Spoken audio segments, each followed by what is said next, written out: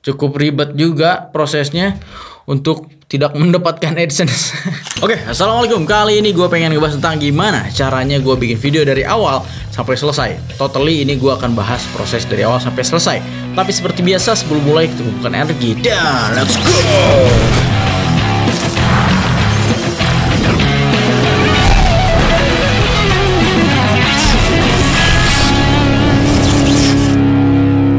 Nah, biasanya gue harus memulai dulu dengan konsep. Dan konsep ini nggak seribet yang lo pikirkan ya. Gue tidak menulis skrip, menulis storyboard segala macem. Karena ya gue bikin YouTube, bukan bikin film ya. Untuk konsep biasanya gue bikin di HP aja. Di HP pun itu dalamnya tuh kayak gue mau bikin apa gitu ya. Contoh misalkan sekarang gue bikin cara bikin video Artodi Pro dari awal sampai akhir. Itu gue cuma tulis kayak begitu aja. Poin-poinnya apa aja, ya simple banget. Dan karena kenapa ditulisnya di HP? Karena munculnya tuh biasanya pas lagi gitu ya, atau keluar dari WC langsung ditulis, atau lagi makan, lagi apa di luar studio. Banyak sekali beberapa konten yang gue lewatkan karena gue ingat, wah gue punya ide bagus nih, tapi pas di studio lupa lagi tadi apa gitu ya. Makanya dari situ pelajaran gue adalah menulis konsep dan poinnya di smartphone ketika lu ingat ide yang bagus gitu. Nah, berikutnya adalah gue akan menentukan konten itu akan gue bikin di Reels atau di Instagram. Konten itu akan gue bikin Reels di YouTube. Kok error pak?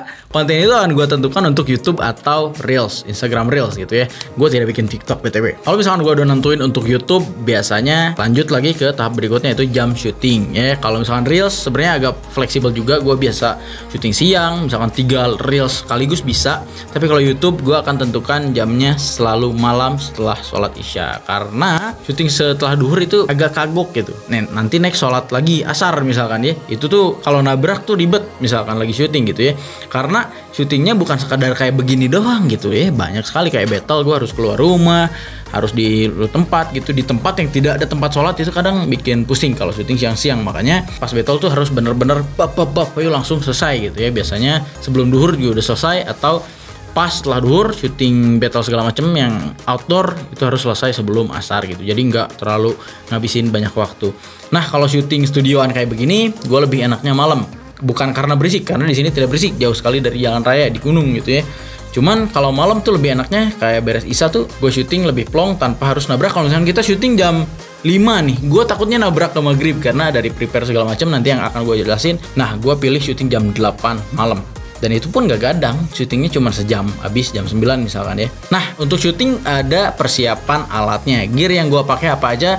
Yang utama adalah kamera, yang pasti. Kamera sampai saat ini yang gue pakai adalah Canon EOS R ya. Canon EOS R adalah main kamera gue, dan second cam untuk BTS dan lain sebagainya, dan foto-foto sebagainya bisa pakai Canon EOS R P kalau gue gitu ya. Video ini bukan sponsor ya. Ini bukan sponsor, gue akan iklan sesuatu, tidak. Ini pure konten YouTube yang akan gue bahas. Behind the Artodi Pro tuh syuting kayak gimana? Biasa aja sebenarnya, simple.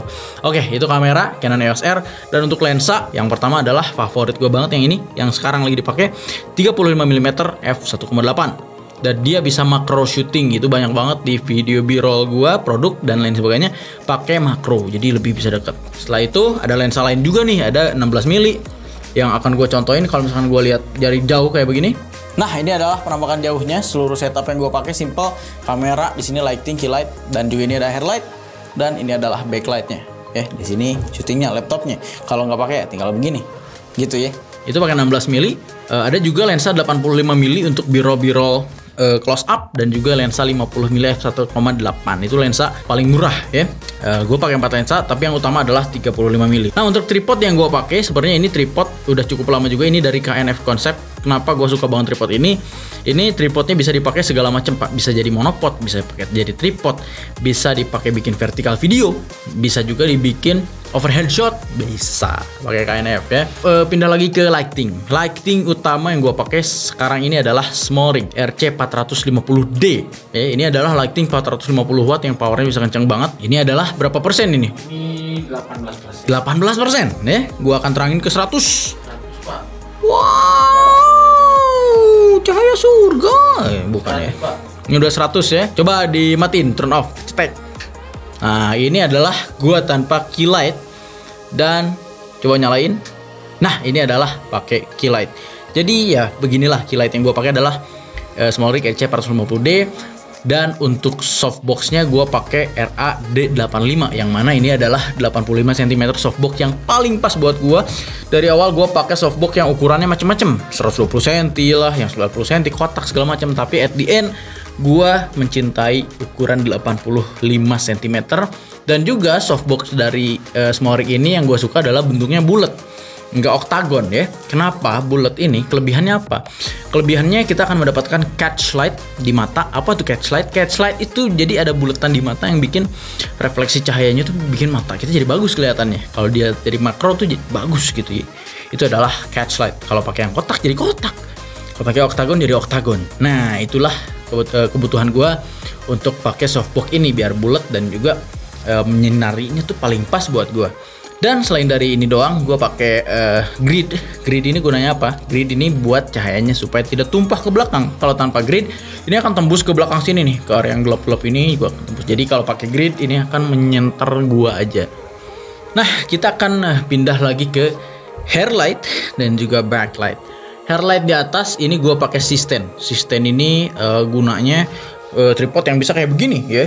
Tripod berat banget, ukuran besar, dari Procore mereknya. Systane-nya dari Procore ya, Systane dari Procore gitu ya. Bisa diatur bolak-balik segala macem. Dan gua taruh di atas ini hairlightnya adalah Nanlite Pivot Tube 2 15X ya. 15X ini ukurannya segini lah ya. Nah, yang di atas ini karena ukurannya cukup kecil, gua pakai sebagai hairlight.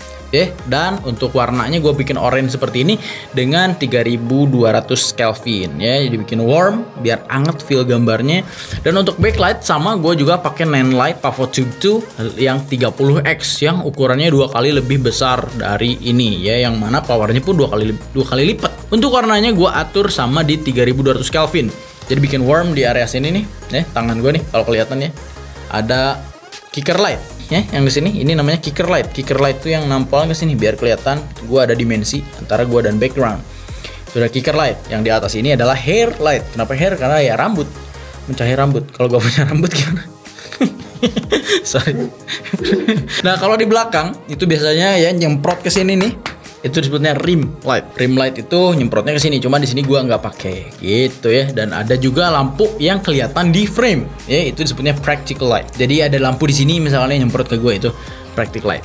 Oke. Nah, jadi gue cuma pakai 3 lampu aja. Yang pertama key light dari Smorik, dan juga hair light dari Nanlite, dan juga backlight gue pakai Nanlite juga gitu. Nah, ini adalah trio lighting yang gue pakai. Dan untuk tripodnya, untuk backlight biasa aja ini pakai EZ stand ya, dari Ezmode gitu ya, EZ stand ya. Lu bisa cari mungkin di toko online ada. Gue suka EZ stand ini karena bukan sekedar hitam. Gue suka combine dari warna hitam sama oranye. Kalau dilihat di di behind the scene, dilihat di shot-shot gue tuh kelihatannya bagus gitu, karena oranye kalau di grading jadi enak. Seperti KNF ini kan perpaduan black dan orange gitu ya. Nah, kita sekarang pindah ke mikrofon. Mikrofon yang gue pakai adalah Deity HDTX dan juga Deity S-Mic 2S. Nah, mikrofonnya sebenarnya ini adalah Deity S-Mic 2S. Mikrofon shotgun yang profesional lah gitu ya. Dan juga gue pakai recordernya dari Deity juga, yaitu HDTX. Jadi kalau dicampur kedua ini total 9 jutaan gitu ya. Ini mic bagus nih, gue dikasih dari Deity ya. Thank you Deity. Nah, itu aja mikrofon yang gue pakai untuk sekarang bikin konten. Sampai sekarang gue suka banget suaranya, karena Aubrey pun pas main ke rumah gue dia bilang gini, yang nyuri perhatian gue itu bukan lighting, bukan kamera, bukan stabilizer, gimbal, bodo amat, bukan itu. Tapi mic-nya. Gimana ya?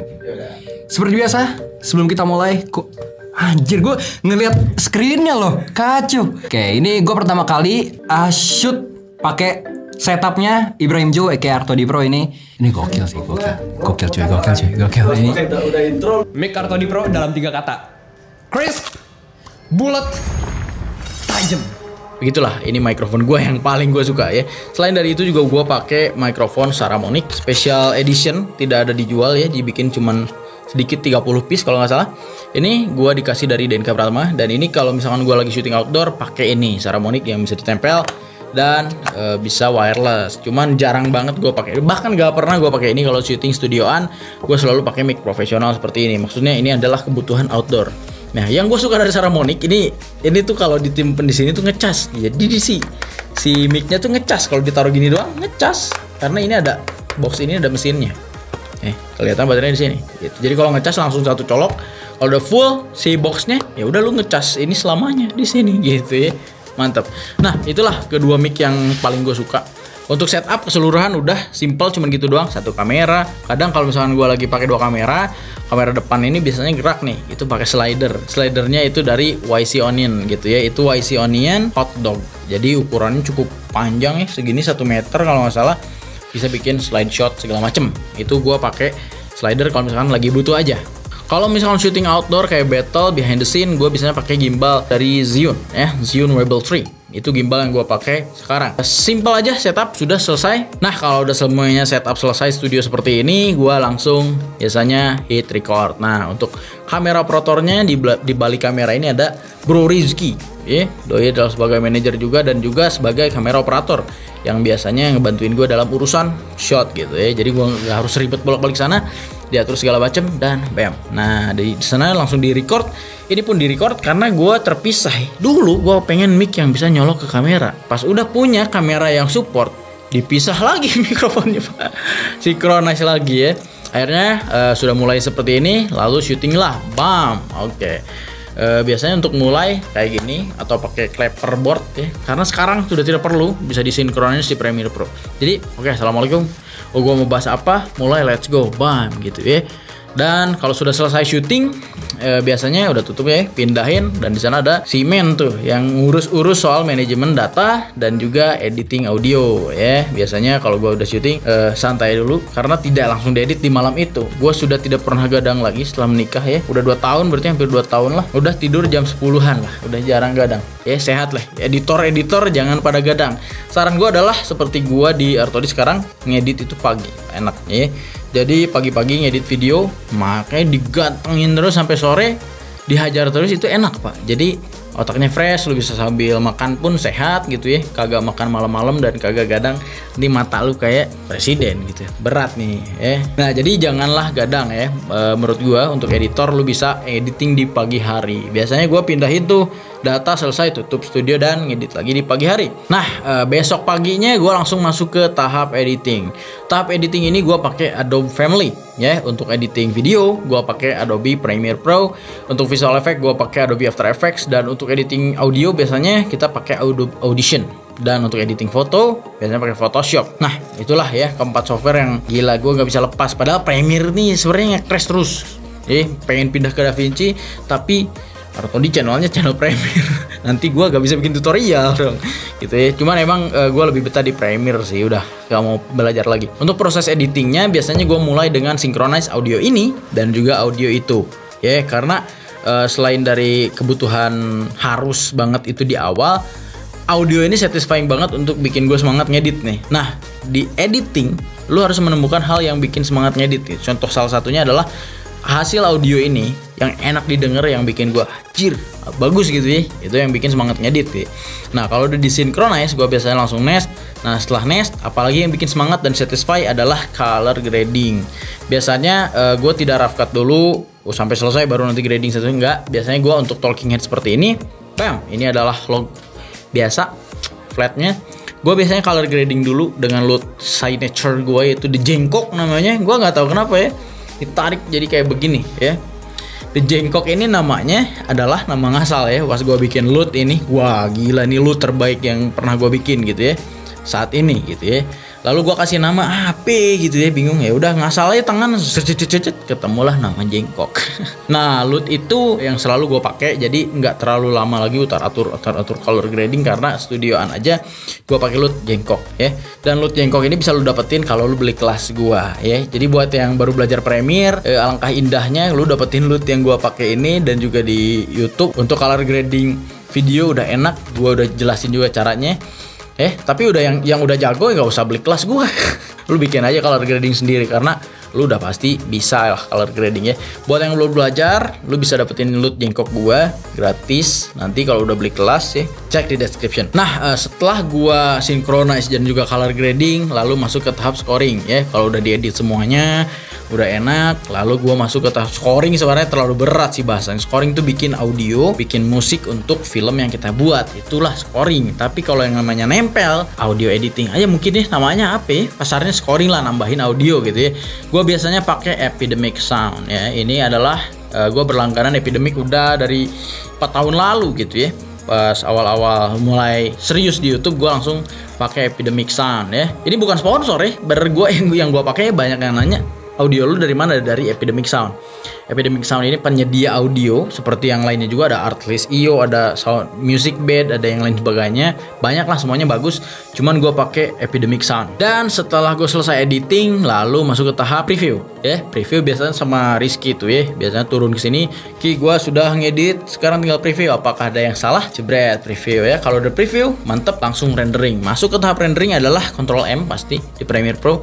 Dan untuk settingan gue simple banget ya. Klik aja match source-nya. Jangan lupa FPS di sequence harus sama. Gua pakai 24 FPS. Lalu di match source sudah selesai itu match source ya. Tinggal pergi ke bawah, centang kedua-duanya, maximize quality-nya sama rendering maximum depth segala macem, lu centang dua-duanya, dan gue biasanya di constant bitrate aja dan pilih 8 bit dan render. Bam. Tunggu sampai selesai dan upload ke YouTube.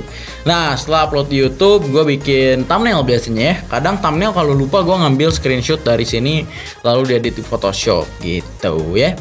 Atau foto dulu, lalu jadi thumbnail dan selesai. Jadilah video seperti ini, gitu ya. Cukup ribet juga prosesnya untuk tidak mendapatkan AdSense. Sedikit curhat ya. YouTube gue sejak tahun lalu sebenarnya AdSense-nya totally keadaan gitu ya.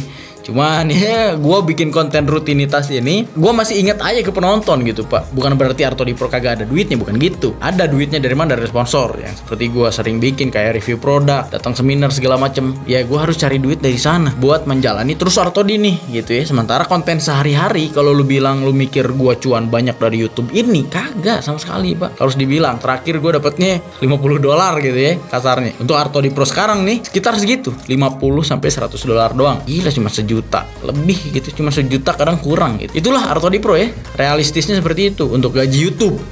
Gaji YouTube nih ya. Yang dipikir-pikir YouTuber kayak AdSense, tidak pak. Kagak bakal beli Ferrari dari AdSense Artodipro gitu. Susah. Nah ya makanya survive-nya Artodipro ini dari sponsornya. Makanya brand datang itu terima kasih, dan penonton yang masih setia juga, yang masih ambil ilmunya meskipun di tengahnya ada iklannya, terima kasih ya, saling dukung semuanya lah. Semoga gua tetap bisa bikin kayak begini gitu ya. Nah biasanya kalau misalkan lagi gabut setelah selesai syuting dan upload, kita ngisi waktu dengan main FIFA original di Steam. Jangan beli yang sharing lah, belilah di Steam. Kadang di Steam tuh banyak diskon, gue beli di diskon gue selalu nunggu diskon Steam baru beli Steam, soalnya murah banget, diskonnya 70% waktu itu. Dan cuman FIFA 23 game yang kita mainin untuk ngisi waktu kalau misalkan udah selesai kerjaannya ya. Oke, mungkin udah 21 menit di kamera. Terima kasih udah nonton video ini. Assalamualaikum.